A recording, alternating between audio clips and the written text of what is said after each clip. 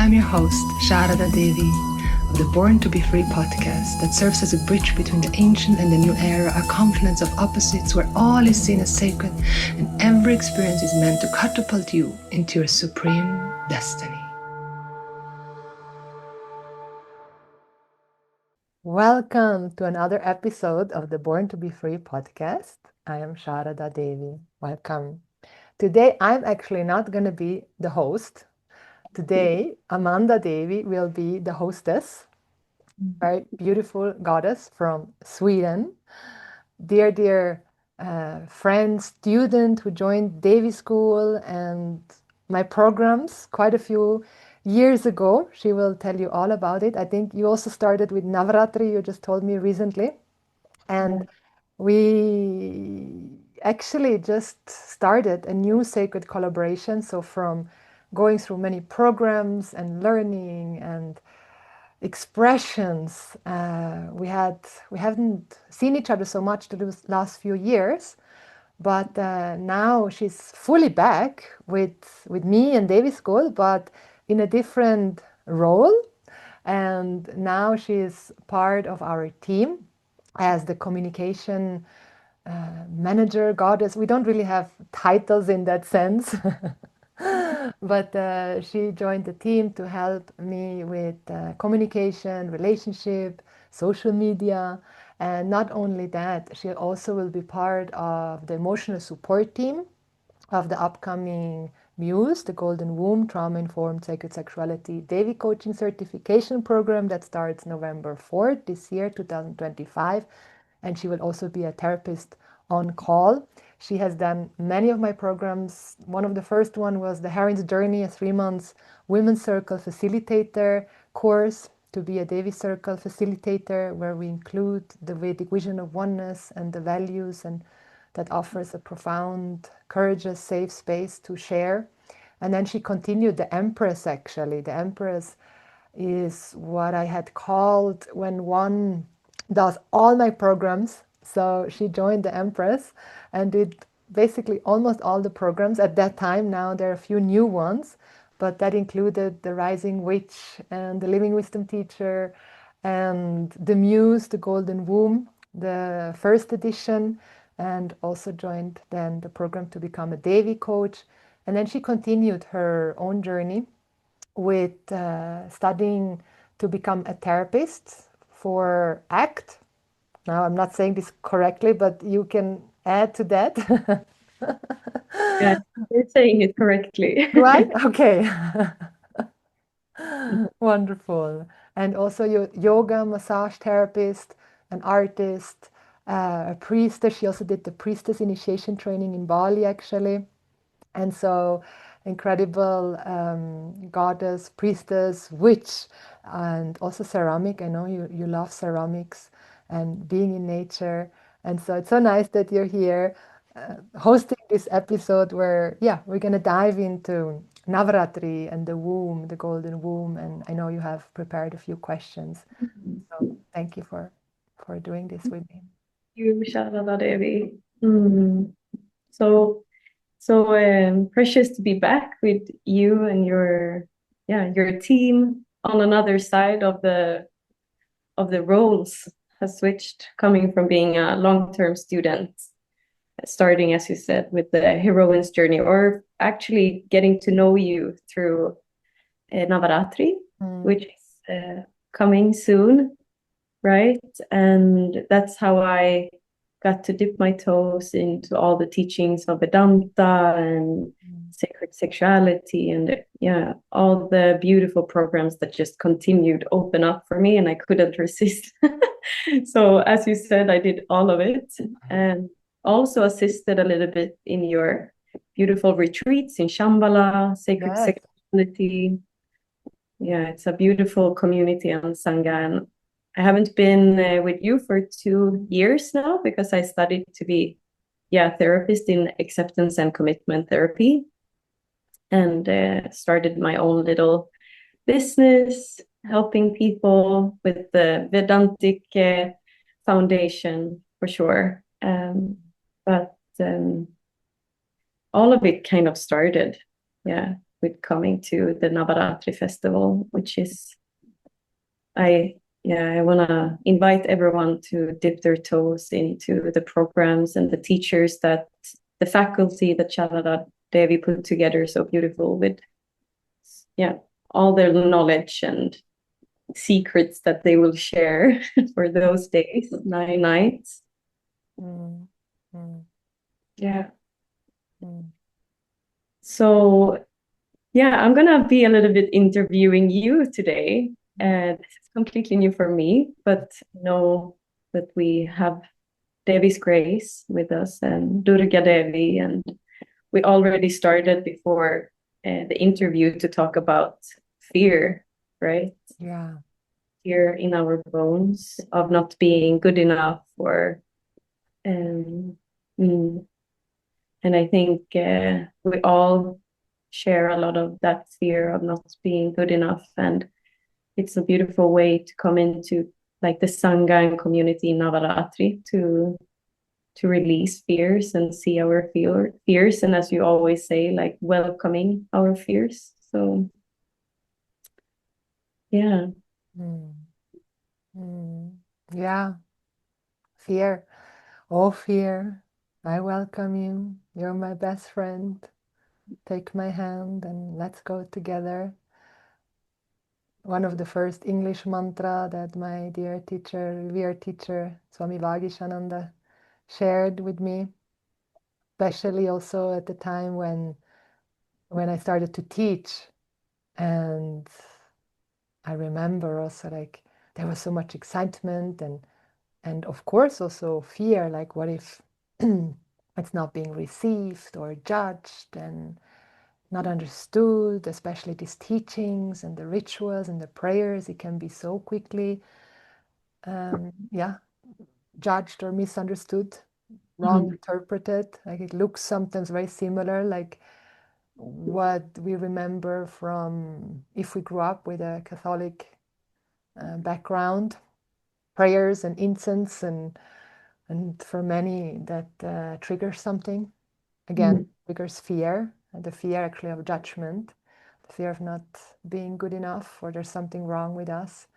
And I remember Swamiji just saying, welcome your fears. And I'm like, okay, welcome the fears and acknowledge right in front of everyone that there is some fear.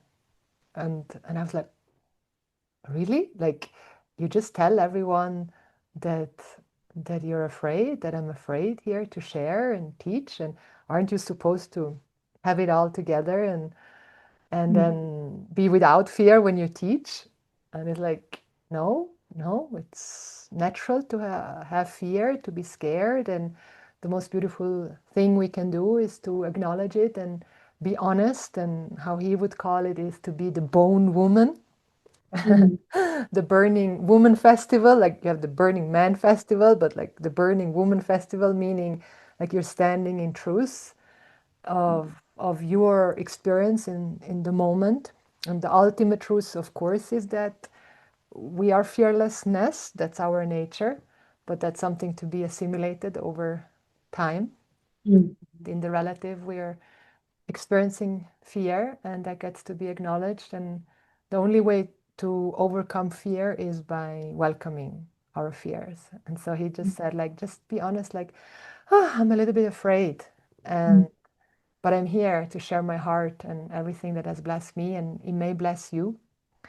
And when he said that, I'm like, wow, okay, wow, that's so beautiful and so honest. And I did that in every class at the beginning, in every women's circle that I held. And like, wow, I'm nervous, I'm experiencing fear, but this is what has helped me. And the moment I shared that, the whole room changed, because nobody expects that the facilitator, the teacher would say, like, I'm afraid. Like, that's not the expectation. And the moment I said that, I could feel like, oh, compassion from the listeners, the participants, and because they are also afraid. Like you come to a new class or a new teacher, and especially in the realms of spirituality, you never know what you're gonna meet, and everyone feels fear because unfortunately, or not unfortunately, that's part of the karmic cycle or karmic unfoldment, and there is no mistake in that sense. So it's all in order. We are afraid, and the participants also experience fear, and then they get to acknowledge their fears, and then we say this mantra, "Oh fear, I welcome you. You're my best friend, Take my hand. and let's go together. Let's do this together." Right? We're all like, oh, Mm. having a human experience and trying to figure this out. And we haven't had the best examples, most of us. We haven't had the best role models or teachers, unless you had it. Some of you may have had the grace of growing up with incredible, enlightened beings, and not to say this in any way in a derogative way towards our parents. They are our greatest teachers, and they have done the best they can. Their teachers were their parents, and so they could only pass on what they could pass on. And so deepest reverence to our parents and also the teacher of school. And even if it was difficult or dysfunctional, we honor them, and we needed that in order to grow and Yeah. go through the pain. And then we learn. And so we welcome fear, because the truth is there's nothing that we need to be afraid of. And we're only each other's teachers, like Oh, teaching our parents and being taught by our parents. And I just yeah. yesterday is like something that feels nice to share right now too. I shared yesterday with someone that there was a point I realized like how I like still guilt tripped my family in one way, and the pain of like waking up to the realization that wow, like they carry so much shame and so much guilt because they're so aware of all the ways the actions messed up, and then we're like adding to that to that guilt and shame that they're experiencing already by like putting holding the cards up and showing them in all the ways they messed up in our perception, because yeah, that's again just a judgment. Did they really mess up? Question. Right? And then to hold it up into their face, and adding to the guilt and the shame they're already feeling, and the helplessness they're experiencing, because obviously they didn't have the tools, and they didn't know that there's something deeper and more than themselves, in the sense of their relative self, and something to hold on to, a spiritual anchor, because most of our parents didn't have that spiritual anchor anymore and had no tools, and so yeah, it's a moment to like wow, like acknowledge that yeah, we we Yeah. we need not do that. And back in Switzerland, which also probably is a little bit taking you back to those feelings or that heart of recognizing your parents and family. And yeah. Yeah. So what would one do when they feel fear? Like what is, because we, in your programs, we work somatically and with embodiment, and also in the muse to become one of those guides and share these practices. And what do one do when we start to meet our fears? How would that look? Yeah, so the first thing is to acknowledge it and welcome it. Like that is really the first step, we can say so, to acknowledge that there is fear. Even that is a big one, to understand that we carry a lot of fear, that there is fear, then to welcome it in whatever way that is. For me, it has worked really well with words, like to say it out loud, and then to verbalize that. Something happens when you hear those words, I welcome you. And then the breath, like it's to like breathe into that experience of fear. It's very uncomfortable fear. It's fear. It's the fear, feeling insecure, basically. Like fear means I feel insecure, I feel unsafe, I feel in danger. I feel threatened. I could get hurt. And the getting hurt, we don't know how to be with hurt. So we get to learn how to be with hurt. In order to be with hurt, we need to understand what hurt, what suffering is. So it is, one is the knowledge, the inquiry, the vichara, we call it in Sanskrit, vichara, the inquiry into fear. What is the cause of fear? In the Vedic teaching, we say it's ajnanam, it's self-ignorance. It's the ignorance meaning not knowing what the truth of the self is. We don't know what the reality of myself is. I don't know that myself in reality can never get hurt, can never get rejected. One of the greatest fear of humans is the fear of rejection. And to discover that the self is unrejectable and that the self is not only unrejectable, that the self in its essence, in its truth, is free from death, right? Ultimately. The self is free from death means the self was never born, and that which was never born can never die. And so the truth of the self is pure existence. Pure existence. And I emphasize the word pure because we know of existence. We know of existence. We all the time talk about existence. The tree is, the house is, the computer is. So we're very aware of existence, but we don't know of a pure existence. And here pure means a limitless existence, an existence that has no end, that has no beginning and no end. That is a pure existence. So that which always is, that which never is not. And so that's not something that we know of. We are all afraid of death. We don't talk about death. We don't grow up with inquiring into death, questioning the belief that we are going to die. And death also I refer to change, any transition in life, like from the baby to the teenager. That those are all deaths that we experience, the death of identity. So the cause of fear, bhayam is fear, is ignorance, self-ignorance, not knowing the truth of the self and not knowing what the truth of the self is. We are concluding, and we have concluded, that the self is subject to death, subject to change, the self is limited. We're trying to get rid of this limitation in every possible way we can in order to be limitless. And so the solution to this fear is the removal of self-ignorance, which means through discovering that the self is whole and complete, which then in other words we call self-knowledge. So it's knowing that the self is whole and complete, knowing that the self can never get hurt, knowing that the self can never get killed, knowing that the self is also not a killer, like Krishna would tell Arjuna, like the self doesn't get killed, the self is not a killer. And that discovery is the resolution of hurt and guilt. Like we're all the time struggling with hurt and guilt. You hurt me, I feel hurt, now I hurt you, then I feel guilty.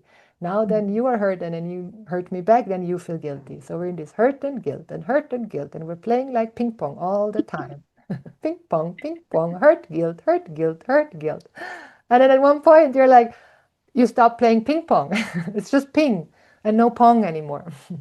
And so then you're embracing the hurt, because underneath fear is hurt, wrong judgments.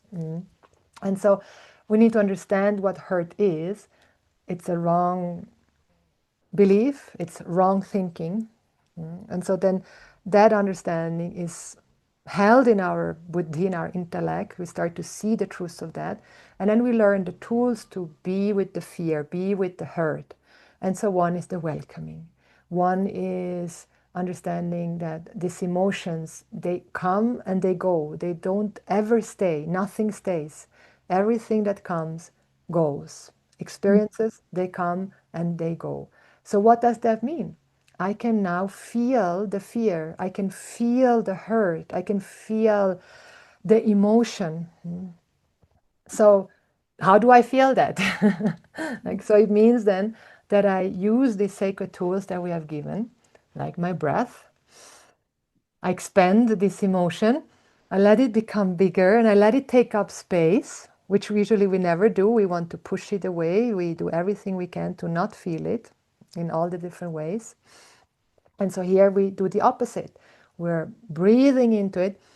Through the breath, it expands, it can become bigger. We go into the body and maybe even describe how it feels through sensation, through the felt sense in the somatic language. And you give it words, you describe it, you breathe into it. Then with the awareness, you let it take up space. You like zoom in. And then you exhale it out, even maybe sound it out. Sound is profoundly one of the most powerful tools to release emotions and stagnations and blockages. The sound is a profound tool. So we have so many tools that we don't know that we have tools. Then we start to know that we have the tools, but we get to learn how to use the tools. Most of us, we know we have the tools, but what we have seen is abuse and misuse of the body, of the breath, of the sounds, or not sounding at all, like be quiet, don't be too loud, don't shout, don't run too fast, and then what to talk about our sexuality, we may go there. So we learn how to use the tools, we learn how to use our power, and then we maybe even bring touch, touch to start to create safety. So it's building safety, it's creating safety in our bodies, creating safety in our surrounding. So we get to see, am I in an environment that is really dangerous? Right? So the cognitive mind is very important here to recognize, is it really unsafe here or am I actually safe? And so it's really safe here. So it means something from the unconscious is coming up. In creating this bond that we have the safety within us, like we Exactly. are the resource of our own safety. And by these tools that we are going through in the different programs and through Navarātri, we also start to notice that I can tune into my breath and it's safe there, and my sound is safe there, and my self-touch is, and these tools are always there, right? And also the mantras of the mind, like the value of being fearlessness, abhayam, right? Like Exactly. you can really feel when. So that value, like just this value of abhayam, that fearlessness, it's the value of non-judgmentalness also. In that moment when I'm afraid, when I'm scared, I feel unsafe. Okay, there's a reason for it. Now let's not Yeah, I'm judge not that. judging my fear. Exactly. I'm not judging the fear. I'm welcoming it again, and yeah, and knowing that it's the wrong judgment because it's the belief of that we are going in and out of existence, which is not the truth of being the limitlessness. Yeah. So we get to discover different resources, different tools with going through these programs and the teachers with you. It's really, for me, I feel like it's so important that we learn these tools because then we can anchor that we can go back to ourselves. We don't need another mirror anymore at one point. We don't need another therapist or another program. We have ourselves, but we can always go back to study and learn more because there's infinite resources and tools to acknowledge and to come back to. But ultimately, it's coming back to oneself, right? Yes. Yes. Very beautiful point. Yes. Yes.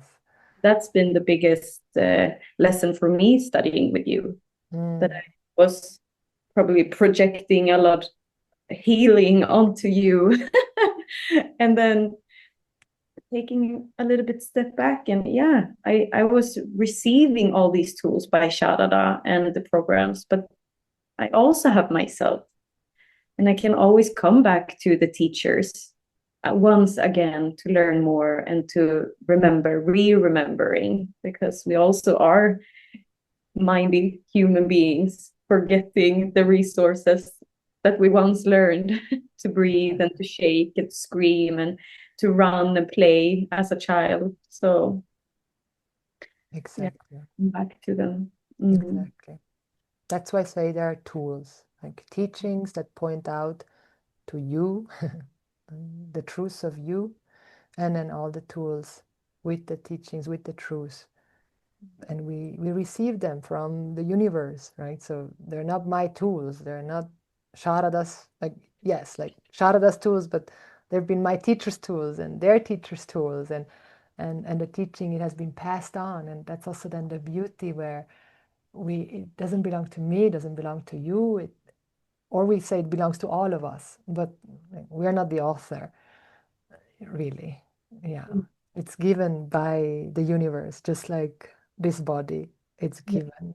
Yeah, And I remember so much when you were saying that once, that it's all given, like the words are given and the sentence is given, and like maybe you wrote the book, but the words were already given, and it just becomes such a relaxation with the body that, oh, I don't have to produce, I don't have to be the product anymore. I can actually just release myself with the trust of that everything is given and it will continue be given even when there is lack of trust in one point, that life is not giving me what I'm longing for, but this is also given. So I remember so well when you were giving that vision to me, like, yeah, such a beautiful. And Vedanta is, for me, when we listen to Vedanta, it's just like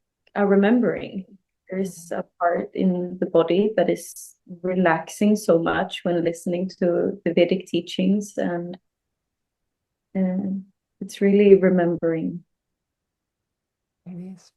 It's remembering, it's discovering, it's recognizing, it because it's already here. You are already that. And that's the end of that becoming. There's no more becoming. And in that way, the resolution of fear takes place, because we're always afraid of doing wrong, or not being good enough, or failing. And no karma, no action can ever make us good enough. No action, no result, no accomplishment will ever make us limitless, make us acceptable. And that's the only thing we want, is to be limitless and acceptable. And we are that already. And so if we are that already, we get to discover that. And it's not something to be achieved or something to be gained or something that we can do. And that's the difference between action and knowledge. That is a very important understanding and assimilation, to understand the difference between action and knowledge. And so we have the tools, and there, yes, the tools is to be with the human experience, to process, to grow, to mature. And there are many, many, many, many, many ways. But then when it comes to the teachings, the teaching is a means of knowledge to see what is already here and now. And so it's like the eyes are a means of knowledge to see form and colors here and now. The form and colors, they're not in the making, they're already here. But the eyes help us to see what is already here and now. We're discovering what is already here. So it's removing the ignorance, the veil of not knowing that this exists. And so here the words become a means of knowledge, like a mirror in the form of words to see my limitless self. That I am limitless, whole and complete, here and now. That I always have been and I always will be, in and through every experience, from the most painful to the most pleasurable. That's freedom. That's moksha. Mm.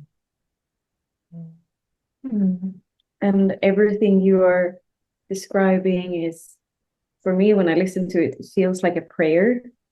Yeah, It's just it's just a whole big prayer, yeah, it and it is. mm, and that makes me also think of how you have themed the Navaratri for this year, pleasure as prayer. And pleasure as prayer might seem like, oh, everything should just be so pleasurable and joyful and indulging in life. But I know That's not what it's about. exactly, I know that's not what it is, No, right? no, Hmm. actually So, not. so how would you, I actually first I want to know like what came to you when you felt pleasure as prayer? What was rising in you when you felt that? Hmm. So before I go there, I just want to say a few words about Navaratri. So if we have a few new listeners or friends here that are joining in this podcast for the first time, and you are thinking like they're talking about Navaratri all the time, and what is Navaratri? Celebration. Celebration!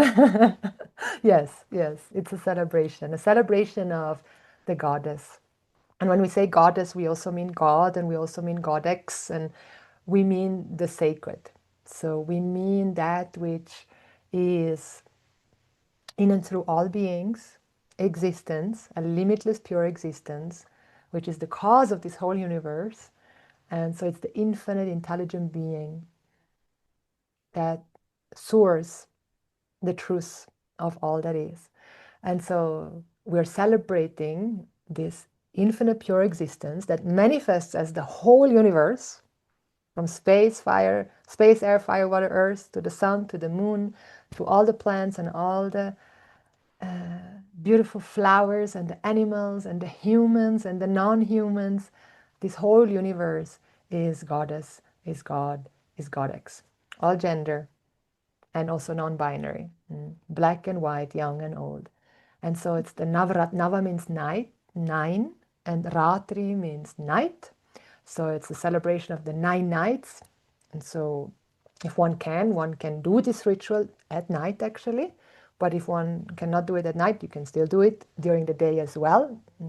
So it's basically celebrating the life, the gift of life, and all that comes with it, and calling in the powers, the tools, the teachings, to learn again how to use them and not abuse and misuse them, to restore our sanctity, our dignity, to learn how to use this tool and then to share the grace that comes from that and to share the infinite abundance. We have learned to more like take it all for myself, and we only share when we really have to.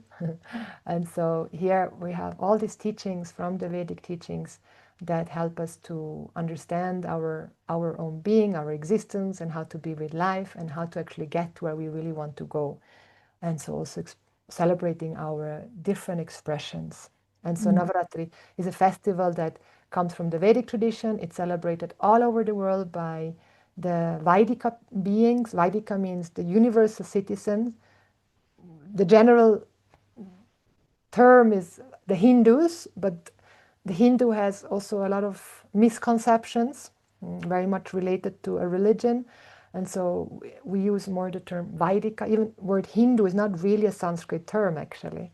Now it is, but originally it was it was a valley, Indu, an Indu, and there were beings, humans that lived in the Indu Valley, and they lived a prayerful life with this vision of wholeness and oneness, and then they were called the Hindus. And so then the whole thing became the Hinduism. But actually the true term or the Sanskrit term would be the Vaidika Sanatana Dharma. And so all the Vaidikas, or many, not all, I cannot say that, but many Vaidikas who identify with being a universal citizen, meaning beings that identify with myself is the self of all beings, and this whole universe is my home, is my mother, my father, and I treat everyone as my family member, or I'm learning to do that, is a Vaidika. It's very, very funny. Just one time I was in the ashram studying. I was in the course with Swami Dayananda, And then my mom called me. I was studying there, and she called me and like asked me, so are you now a Hindu? And then I'm like, no, I'm a Vaidika. And so like, she asked me, what is a Vaidika? And I shared exactly this with her. Like, it's a being that recognizes itself as whole and complete and sacred and one with all beings and has reverence for life and for nature. Simple terms. And then she said, and who sees oneself as one with all beings. And she's like, I also see myself like that. So does that mean I'm a Vaidika? And I said, yeah, if you see that thing, we're all the same being, then you're a Vaidika. And she's like, oh. And then we switched topic. It So beautiful. was so beautiful. I was so moved and Oh, touched. I feel so moved and touched Yeah. to maybe to know that your mother has already Yeah. implemented that in you in the subconscious because she already had a belief in that, but you didn't know of it. Yeah, So, exactly. mm, Yeah. That's the thing, right? It's like, mm, it's me. mm, Like, I am that which I always wanted to be. I mm, am that.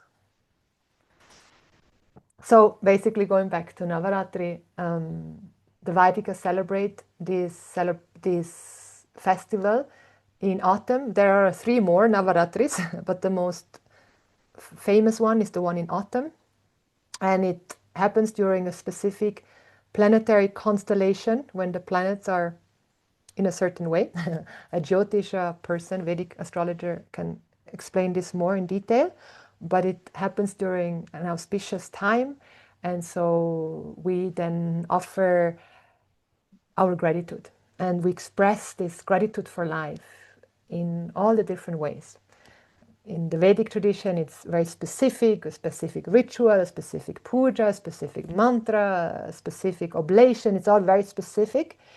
And when one becomes a mumukshu, actually, like one is a seeker of freedom and really wants moksha, we don't get so much lost anymore in the specific. Like it really says, like Krishna tells Arjuna, like whatever you offer in whatever way or form or shape, it is being received. Like what matters is your spirit, your devotion, your bhava, your attitude, and whatever you offer, it will be received. So not to get caught in the specifics, but there's a beauty to the specifics. Like there's a beauty to that, and so we're also celebrating this since many years in Devi School. We've had an online festival, and people from all over the world have joined, and I've been inviting friends and teachers and to join as a faculty to offer their gifts and their medicine, their teachings. And so we've been celebrating this Navaratri for many years, and this year we will do it again. Just the difference this time is I've invited. I'm saying for those that don't see the video, but I'm making little marks, like only. It's not only, but this time, situation marks. Yeah. yeah, exactly. The faculty of the upcoming trauma-informed sacred sexuality program, the Muse Golden Womb. So that, yeah, first of all, because I'm going to host this program and also to have it a little bit easier on ourselves. It's a big production to have 40 guest teachers and speakers and organize everything, and just a little bit a lighter version in the sense of, yeah. Almost a little bit like representing, as you say, doesn't have to be the specific anymore. Now it's more about creating the offering that you have is there. It doesn't have to be so specific. It can be, yeah. Yeah. And Yeah, and so basically the theme is, of course, the general theme of Navaratri is always to celebrate truth and dharma, universal values, values that apply to all beings at all times, at all places. That's, of course, the main theme that goes in and through. And then we've added sometimes a specific theme. Last year it was to reclaim your powers, and this year it's pleasures prayer. And so to answer your question, when the theme I came, also want to say before you say the theme that it's from the 22nd of September to the 1st of October that we meet online from all over the world. We gather for a beautiful schedule with all these beautiful teachers, and yeah, they're just sharing so much of their knowledge, and it's all free for us to come into Sangha community and meet each other. And I have a lot of sisters and friends and brothers from online. That is such an opportunity to meet during these days. Really, yeah. Yeah, thank you for saying that. Yeah, it's very warming also for me to know that people really, you and like the community really has been enjoying this so much over the years to reconnect and be together, and that the bhava is felt, even the flavor and the attitude and the spirit, the devotion is even felt through the online because it's online. And it's amazing how deeply we can connect even through the online world, through the screen. And I still have that wish in my heart that we will celebrate Navaratri one time in person all together. It almost happened last year, but it was a little bit too early. It's a much larger scale of organization and implications, and so at the moment it's online. So let's see if that will happen one day in person. So pleasure as prayer, it was quite, it naturally came because of the golden womb that we are going to begin in November 4, a month after the Navaratri. The third time we're hosting this program where we are taking people, beings, through a profound 1-year journey, merging the Vedic teachings and embodiment, sacred sexuality teachings, so that we can again live as an empowered, dignified, sanctified being, and cherish this precious life instead of hate it and waste it. So all these tools and teachings, we present them over a whole year and longer this time. And we're also gaining a taste of that during Navaratri, during these 9 nights and 10 days. So as the muse is focusing a lot on embodiment and sacred sexuality, which I can share more what sacred sexuality really means, this term, pleasure as prayer was like, okay, wow, this is sweet, it's short, and it is like direct, like a laser blade, like, oh, pleasure as prayer, because many people do not connect pleasure and prayer. Like for many people, even you who are listening, tune into your body right now in this moment, and you hear the word prayer. Is there like closing and like fear? And you have to pray, and you have to pray in a certain way at a certain time to a certain God, to a certain form. Maybe that's how you grew up, believing that's what prayer is. You have to dress a certain way. You have to wash yourself before. You can only pray at your altar. You cannot pray in the toilet. Like all kinds of beliefs. So I don't know if that's there in your body. Or is there like, oh, prayer and like, softness and like opening of the heart, finding a refuge, like entering the unknown and having reverence for what I don't know instead of being afraid of it. And then that I know already many have entered that field of prayer of like reverence and joy again, and reclaim that meaning of prayer. But I would say like the next door, not that it's really a next door, but as though a next door is to also feel turned on and pleasure and even excitement and maybe even an orgasm. And so, yeah, love to hear from everyone how where it takes you when you hear the word prayer.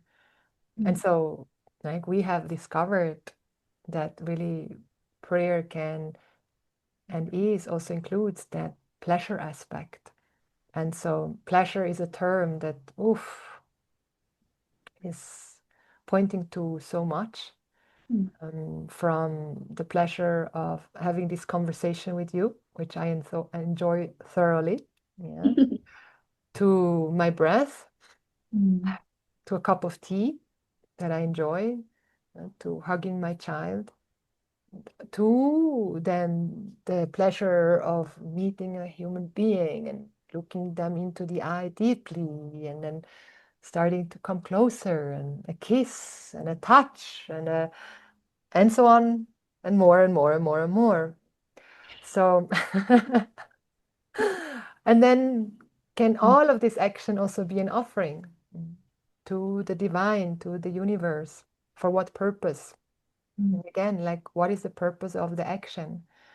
And then when we celebrate it during Navaratri, we're doing specific rituals, or yeah, specific embodiment rituals and practices where we really invite that pleasure, the pleasure of being in the body, of using these tools of breath, sound, movement, touch, and also inviting the turn on and the excitement of being alive, of being a human being, of having genitals and of having erogenous zones, and then also being able to heal through pleasure. It is possible. And rewiring the nervous system through pleasure, and then manifesting our deepest desires through pleasure. So there's an incredible world of pleasure for all of us right here, right now, even in a painful situation. So I can find pleasure even in the anger, even in the disappointment, even in the betrayal. Once I understand that this painful situation is not happening against me or to me, it's happening for me, so that I can discover that I have projected my wholeness, my love onto something, someone other than myself. And once I understand this, everything becomes actually pleasurable, like even the most painful situation, but maybe not pleasurable in the way of like this ecstatic, orgasmic. When I hear it, I can almost feel like a bit of a surrender, like the trust, the surrender. Like when I feel prayer in my body, there is a surrender to the unknown, to the bigger, to that which is not separate from me, but is helping me to relax. And then when I hear pleasure, it's almost the same, the surrender. Yeah. Like I can't force my pleasure. No.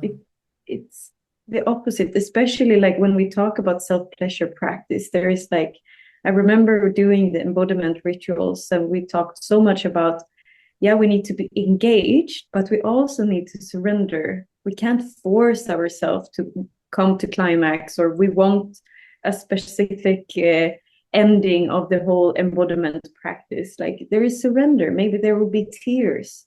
Maybe there will be frustration, anger, or maybe there will be me just having this prayerful experience with myself.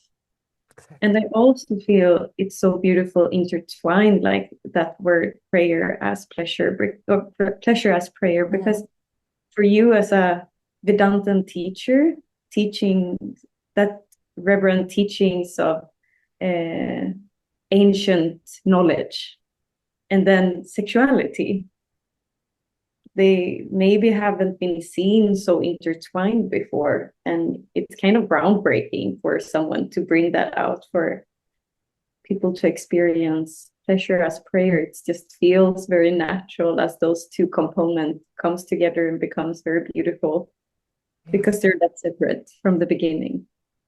They're not separate from the beginning. They're never meant to be separate.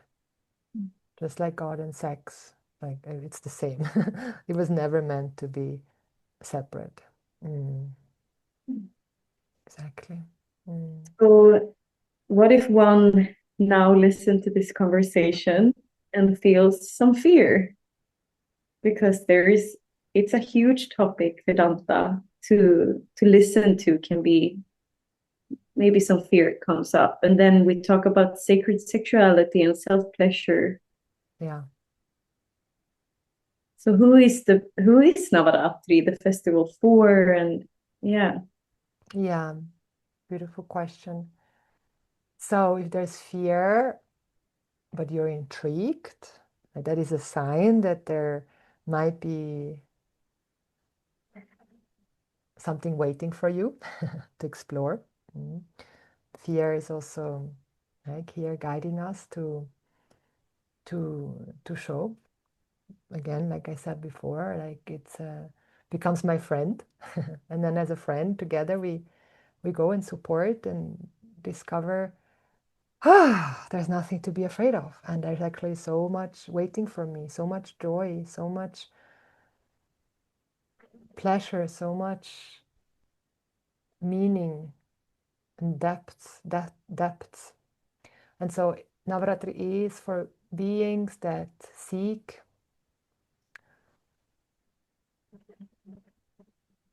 meaning, that seek answers to the struggle of life, that seek true love, not that has something to do with what you do or how you look or what you have or what you know. Beings that seek self-acceptance, the ability to accept oneself in and through all circumstances and all life transitions. Beings that want to live in safety, live in harmony with themselves, truly and fully. Normally, like we're living in a lot of disharmony with ourselves, this struggle, like this inner judgment, this inner critique.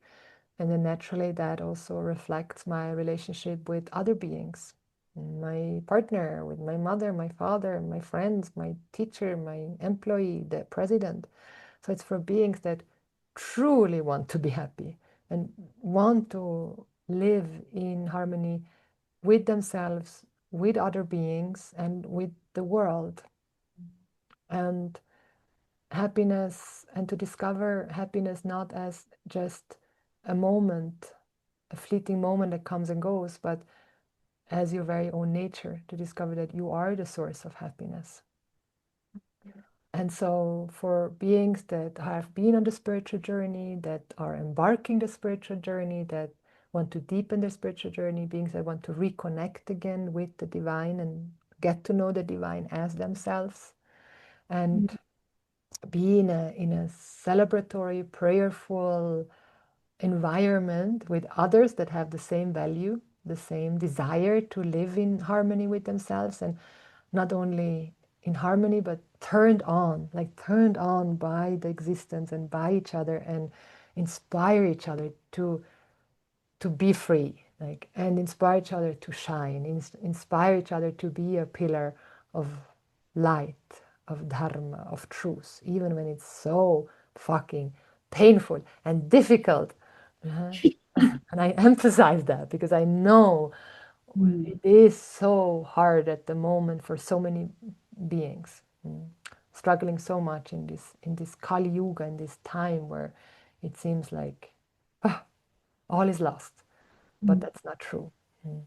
And so beings that want to ritualize their life, they want to bring in more rituals into their lives, learn how to ritualize their life, and also get to know deeper what is trauma, and awareness of your cyclical nature, and that even birthing is a sexual experience. And also for non-binary being, we have Theo, who is going to introduce a session on gender diversity. So we have breath awareness, so a beautiful range of classes that then are represented, and teachings and tools that you can take with you and bring into your daily life. And, yeah, be more free. Born to be free. Yeah, pleasure as prayer. Yeah. Yeah, so we're gonna meet a few of the people who is in the faculty of the Muse. Yeah. Yeah. And they're, yeah, you said a little bit like orgasmic birthing and breath, and what might more come as a workshop or Yeah. Oh, or do you want to keep it a secret, or? No, it's all there. It's all there in the it's all out there now.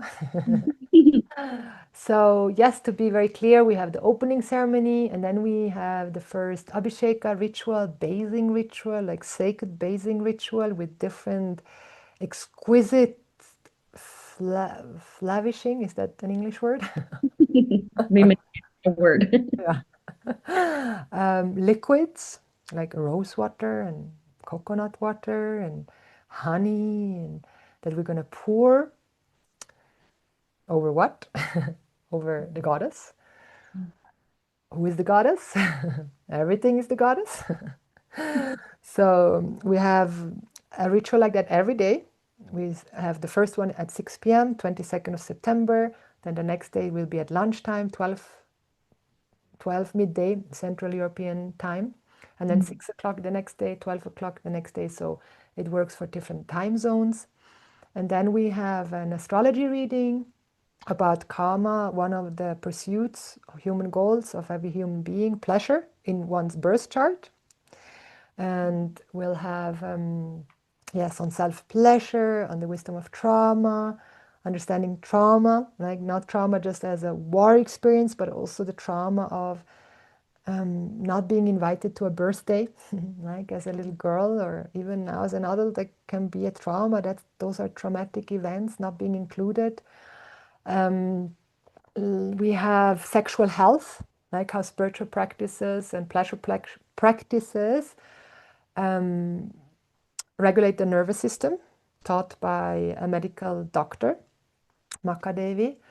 And we have Elisa on herbal medicine. So I love that we have the combination of Western medicine and also Eastern medicine that we include. And Elisa will offer a beautiful Abhyanga self-massage Ayurvedic session.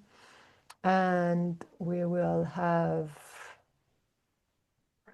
The yeah, cyclical with Lisa, cyclical wisdom, exactly, on Mm. menstrual cycle, understanding that we are cyclical beings, we're not linear beings, the beautiful 4 seasons and how to enjoy them and each quality of the different season.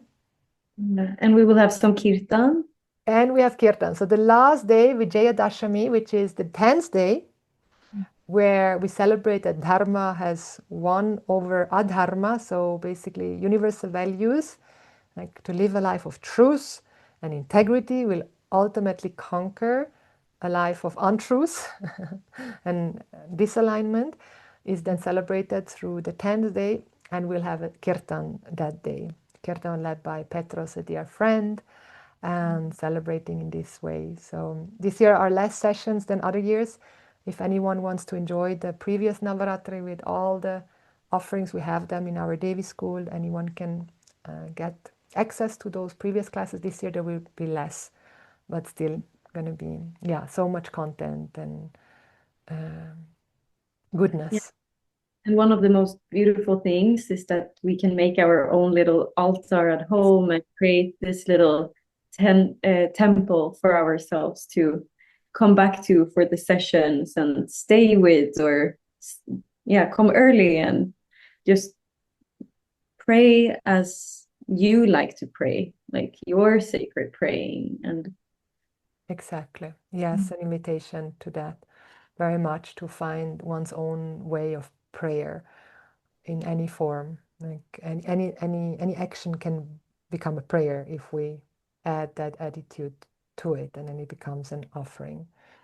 And here also very much like the embodiment and the pleasure, and see how like your joy, like that is a prayer. Let that be an offering. Let your desire for true happiness and freedom be the offering. And because that's what the goddess, the universe wants for you, for me, for all of us. Like it wants us to be in our orgasmic fullness because that's what we are. Yeah. Mm. Mm. Mm. Mm. So it's also, I feel like, important to say you can really come without any knowledge, Yeah. or yeah, you can come as you are, and you're so welcome to go and leave when you want. It's also Exactly. There's no agenda for Mm. anyone to do or not to do. You can come, just experience it and be a witness and watch and see it as a cultural experience. Of course, we invite you to participate and join more actively. You will gain out of it more. It's not for me, you do it really for yourself. But there's no agenda from our side at all in any way. And you also don't need to establish or put up an altar. We will have an altar where I will be. I will host it from Sweden this year. So those that are close in the area maybe want to come by and you can even experience it live. Maybe Amanda, you come by. Yes. It's so nice. Oh. Mm. Mm. Yeah, so and because we will be sending out all the information of how to set up the altar and what to bring, and that sometimes can feel a little bit overwhelming.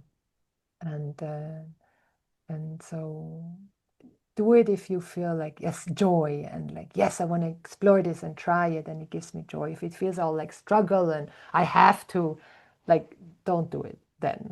Then just join and listen.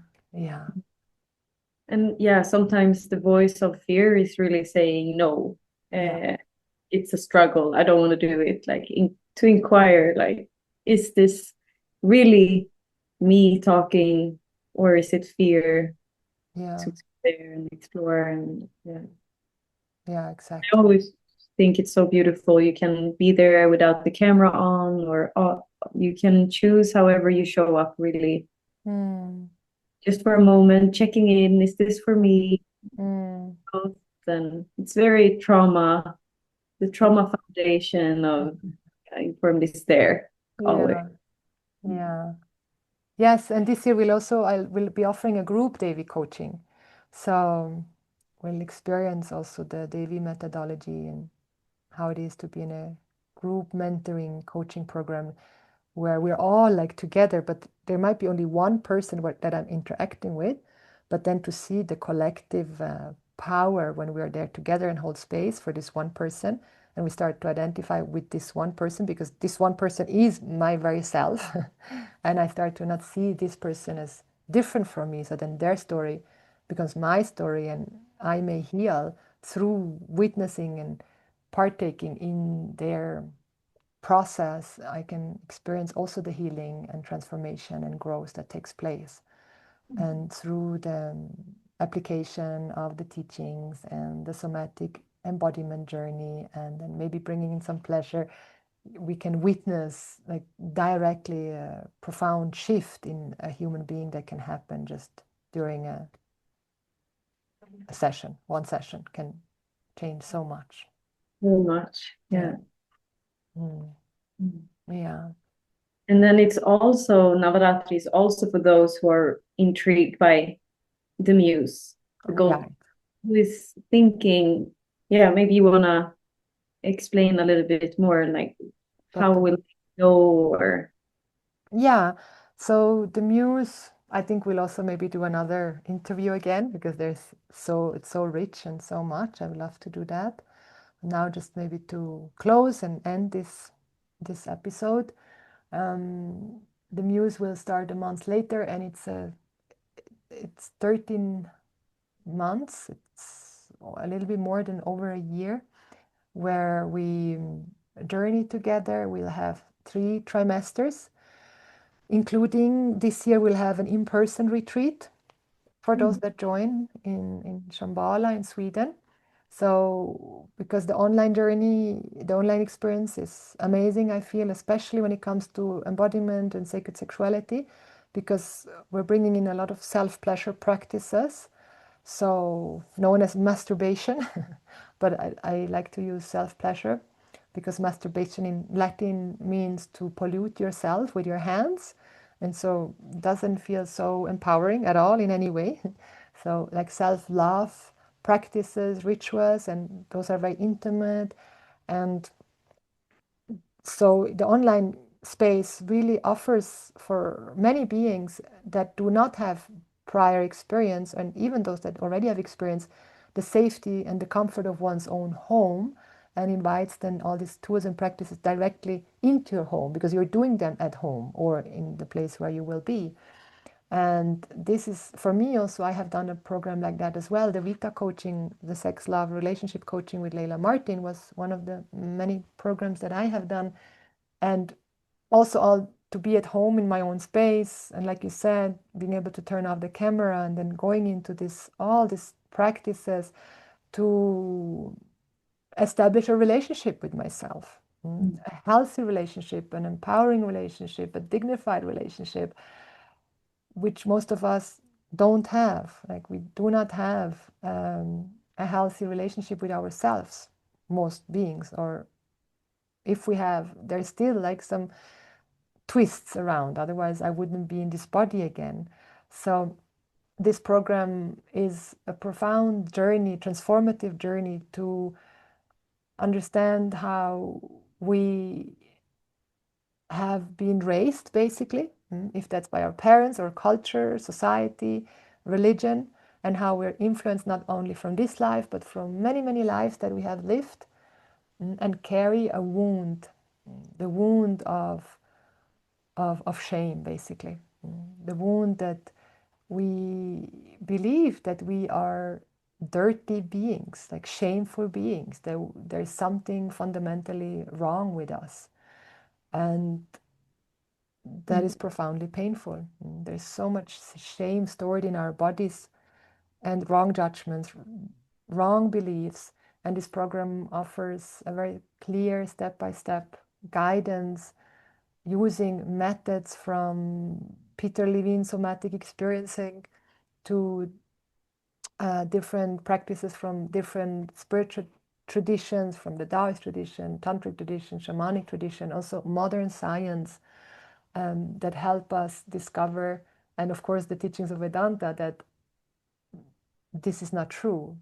We are fundamentally sacred, whole and complete and powerful, and we can embody these truths again once we have the right environment. So like maybe your home can be the right environment because it offers that safety. You don't have the pressure of needing to look a certain way. I mean, you may still have that through the online world, but often when we come into like a space where we are in person with each other, which I love, and that's why I also offer it this year, there's incredible healing, but it's so powerful to just have certain aspects not, like the sibling rivalry, that you need to have a certain experience, you need to sound a certain way, you need to know certain things. And here, of course, there's invitation to connect with everyone, which I do recommend highly, because the connection of community and being held, and there needs to be a disposition to be held and to be seen.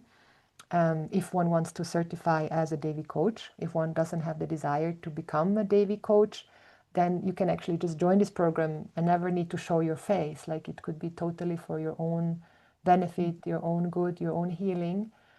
Because the whole first trimester is dedicated solely to your own healing, to your own transformation, to your own growth, learning the practices, doing the practices, learning about sexual anatomy, learning about the physiology and the nervous system, etc. And then the second trimester, we will continue with the self-healing and the self-practices and the self-pleasure, but then we start to focus on also beginning to coach others. So there's a coaching structure that is given, inspired also by the Vita coaching method by Leila Martin, one of my beautiful teachers.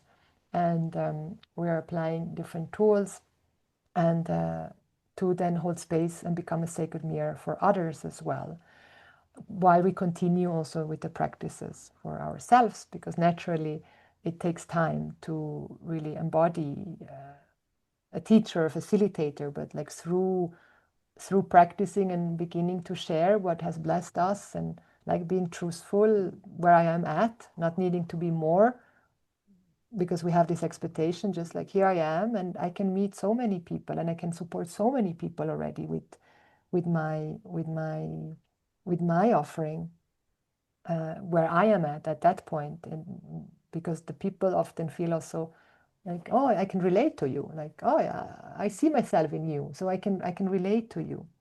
And so then the third trimester is dedicated to relationship. So then we have Alison Armstrong, one of the best, greatest experts on understanding man and woman and the nature of relationship. And so the whole trimester 3 is dedicated to relationship, understanding women behavior, biology, man behavior, relationship dynamic, and how we just have completely, to a very high degree, not completely, but to a very high degree, just completely. I say completely because like this global intimacy disorder term that Mark Gaffney uses, and I like it, which we're experiencing, we don't know how to be intimate anymore, is because we have misunderstood each other. We don't understand how men, and here I am a little bit in the binary model, because we do have grown up in a binary model and we still experience ourselves as men, women also, and especially biology and hormones are there, and they have a big impact in our behavior, and especially when it comes to also like the fear and the instincts, and how fear and instincts still dominate us to a very high degree. And if we don't understand that, we act them out. And so instead of the male being protecting and providing for us, women in this case now, they need to protect themselves from us because we are acting out and we are in this fear, in this feeling insecure and feeling unsafe, because we don't know what safety truly is. And so we get to learn that. And another being can never make us safe. They can only help us feel safe. We are responsible for our own safety, and then to communicate what makes us feel safe and what does not make us feel safe.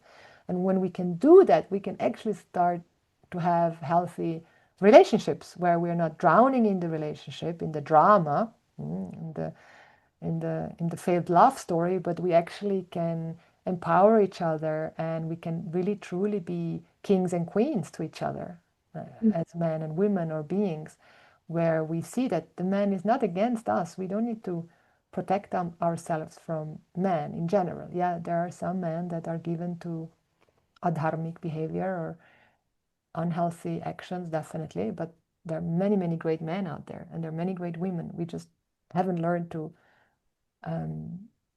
function and relate to each other. So I'm really excited about that trimester as well, because Alison, wow, she has really studied human and man for the last 30 years. And so she's an expert. For me, she's like a Vedanta teacher, but related to understanding man and woman in relationship. Like, yeah, very practical, very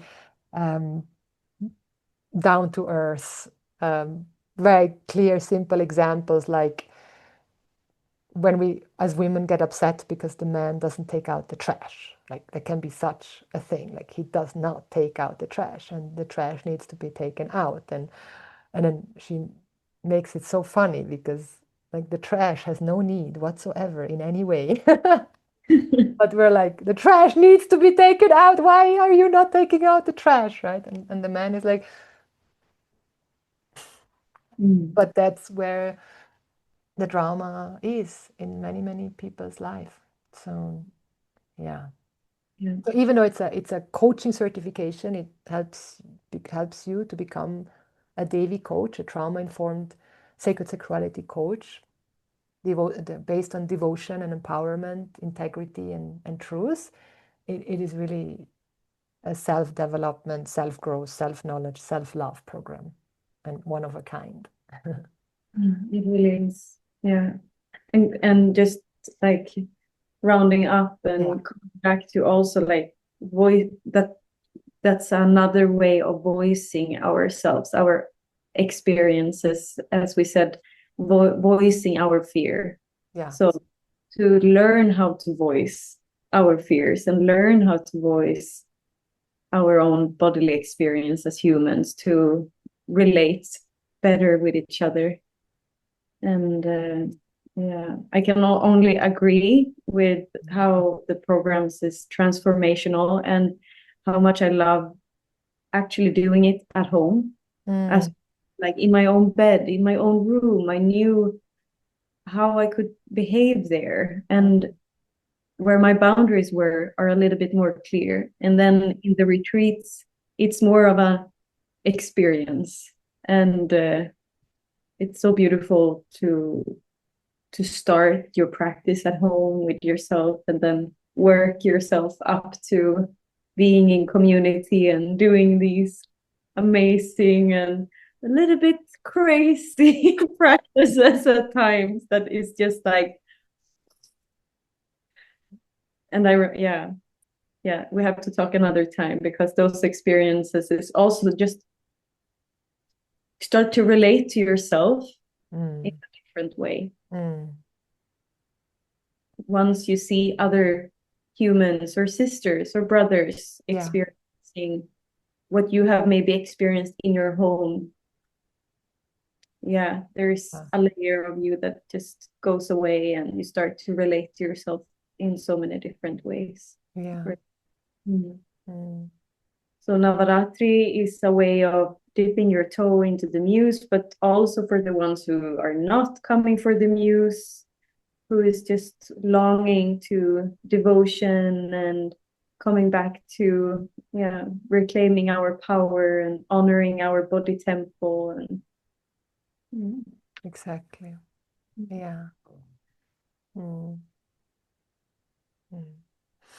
Yes, yay. Anything you feel like you want to share before we close the session? What comes is thank you very much for this time, for this very inspiring conversation, for you, your presence and words and love and support, and feels full and complete.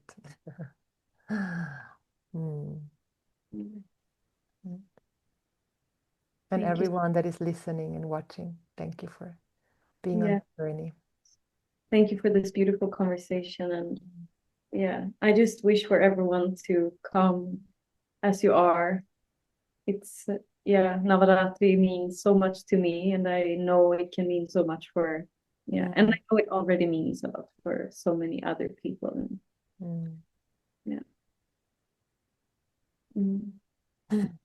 Jai Ma! Jai Ma! Jai Ma is an expression in India. Like Jai means to conquer, to celebrate, and mother, the compassionate mother, infallible mother, the great mother of all mothers will always win. She will always take care of us. She will always be there. So, like Jai Ma, may she live, may she prevail, may we celebrate her. Jai Ma. Oh. From my heart to yours, deepest gratitude for your presence. May you follow your wildest dreams, live your highest purpose, and expand into the infinite, because that's what you are.